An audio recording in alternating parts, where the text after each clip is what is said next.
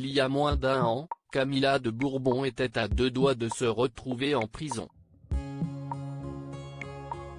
La célèbre jet-setteuse est en effet empêtrée dans un feuilleton judiciaire sur fond de conflit familial. Des déboires qui remontent aux années 1980. En effet, en 1987, sa mère, Edoarda Crociani hérite de son époux d'une fortune d'une valeur de 600 millions de dollars. Mais cette dernière souhaite léguer une partie de cette somme à ses filles, Camilla et Christiana. Pour ce faire, la veuve de Camillo Crociani, aidée par la BNP Paribas Jersey Trust Corporation, décide de créer un trust aux Bahamas, de 200 millions de dollars, avec pour objectif d'être équitablement partagé entre ses deux filles. Mais en 2011, Christiana attaque sa mère en justice, l'accusant de vouloir la déshériter au profit de sa cadette et de ses deux nièces.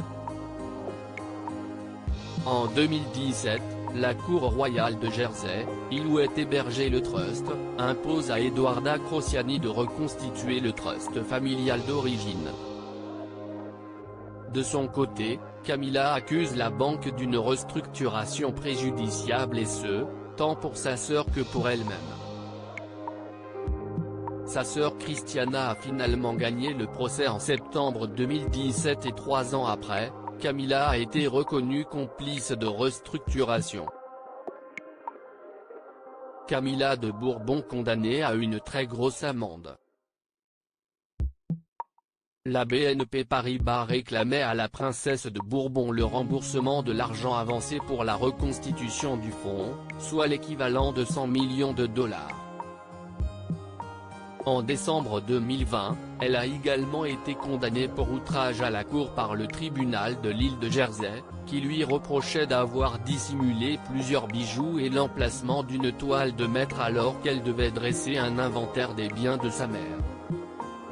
Elle avait alors le choix entre s'acquitter de 2,3 millions d'euros d'amende ou passer 12 mois derrière les barreaux. En juillet 2021, Camilla de Bourbon a finalement accepté de sortir le carnet de chèques pour payer son amende. Mais l'épouse du prince Charles de Bourbon des deux Siciles a décidé de faire appel de cette sentence devant le Privy Council britannique à Londres. Une affaire qui n'est donc pas prête de se terminer. Loading Widget.